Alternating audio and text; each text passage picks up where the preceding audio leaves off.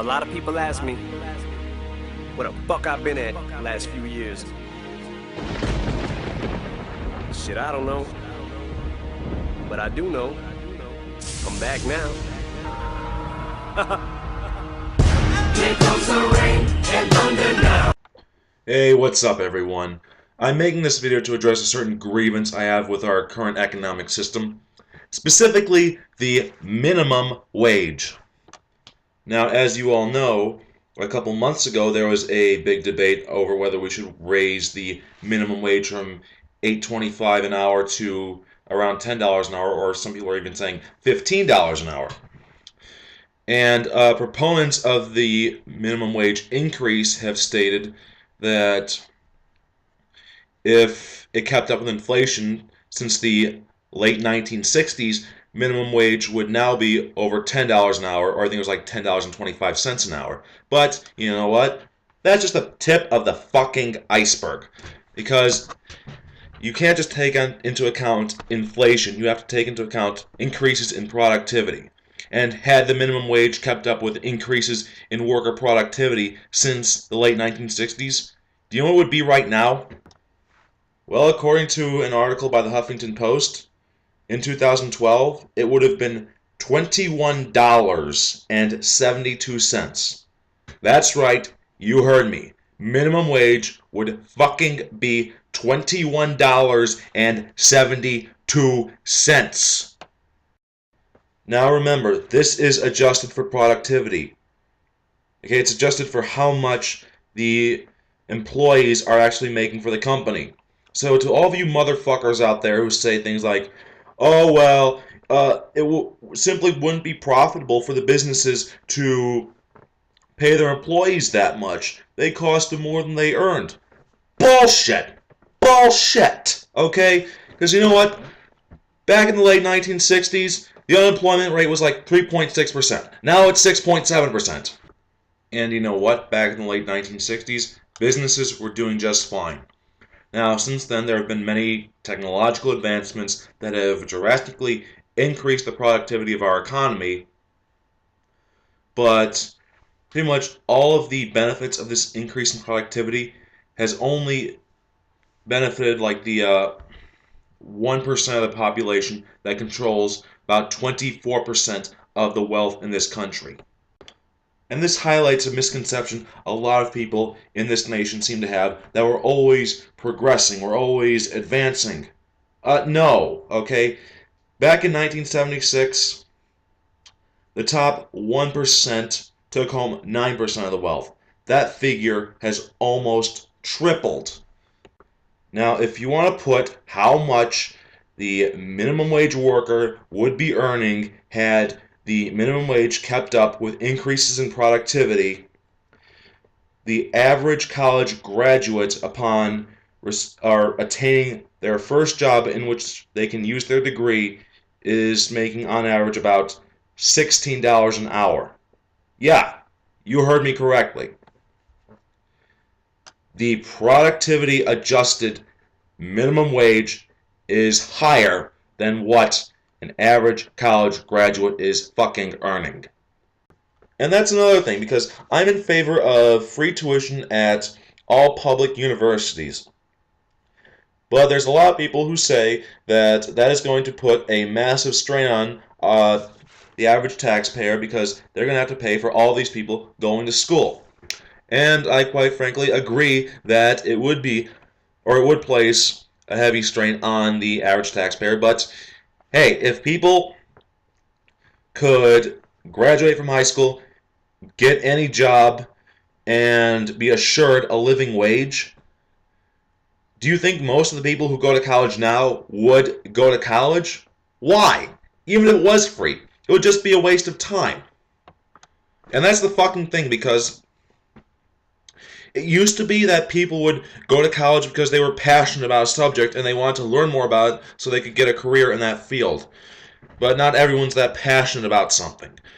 And now it just seems like people are going to college because they feel that they have to. Well, no, it's not because they feel that they have to. They fucking have to if they're going to make ends meet, if they're going to find a job that they can actually live off of.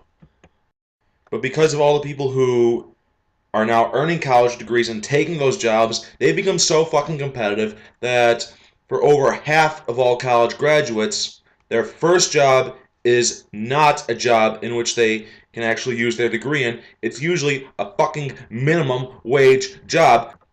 So now you have this fucked up situation where they're struggling to make ends meet off a minimum wage job, all the while they have to worry about the mountain of debt that they accumulated earning their degree that they were hoping would make them money once they got out of college. So now you've got this BS situation where you have a whole bunch of young people coming into the workforce with a negative net worth, with a mountain of college debt that they're struggling to pay off.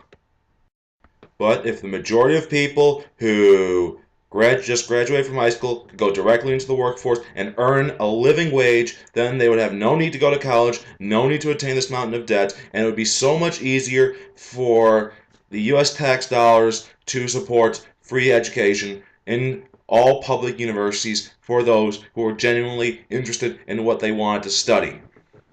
And here's another big pet peeve I have. So many people who are against raising the minimum wage to a living wage are also against young people going to college because they say they're being corrupted by all these liberal professors. Although the whole liberal professor thing, that's a topic for another video. But if you would be willing to provide them with a living wage upon getting out of high school, they would have no need to go to college in the first place. And if we did that, we could also bring a lot of the jobs that have been shipped overseas, mainly production jobs, bring them back here to the U.S. and actually have a solid base to our economy. In which case, we'll be actually living within our own fucking economic means. We won't be relying on underpaid workers living or working in appalling conditions in sweatshops overseas. And I know a lot of people are going to say, oh, well, that's just going to make commodities way more expensive. They're just going to be unattainable to the common people. Again, bullshit. Because right when we started shipping jobs overseas, the rich began to own a greater and greater and greater portion of the nation's overall wealth.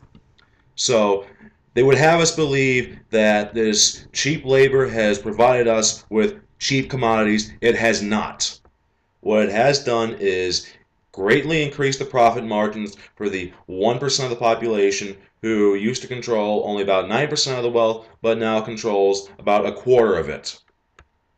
And we can see that this is blatantly true because the poverty rate has not gone down since the late 1960s, early 1970s, and in fact, the standard of living has dropped by around 50% for the average American.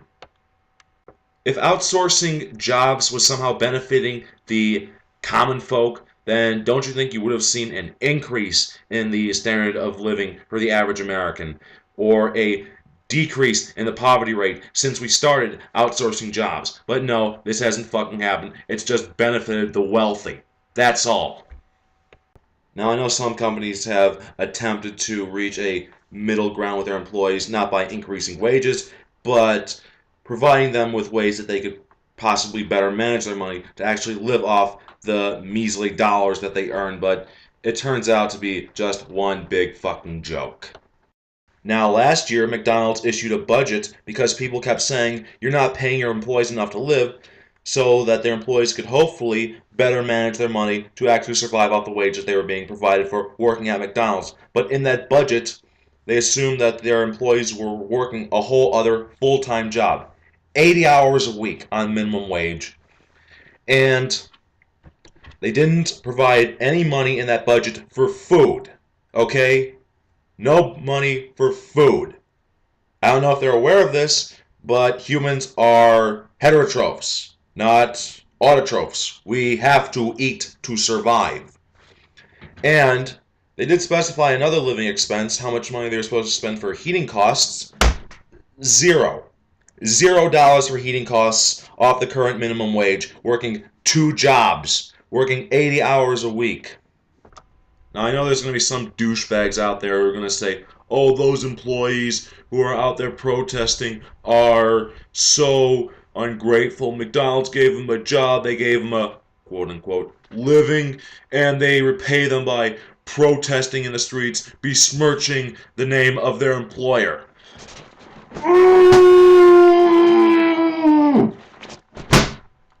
You fucking cretinous, moronic piece of shit. I'm sorry. That's the only fucking way to describe you. Okay? They're ungrateful.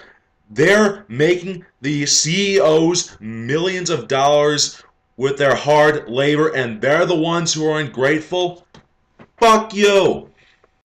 So, in conclusion, raising the minimum wage to the living wage of $21.72 an hour isn't going to cause mass unemployment or make hiring minimum wage workers unprofitable for companies. It's going to better distribute the wealth across the country, take a lot of strain off our educational system, give the U.S. economy a much more sound foundation. And the only downside is that the people in Wall Street will be worth their own weight in silver instead of platinum. Peace out. I've disappeared.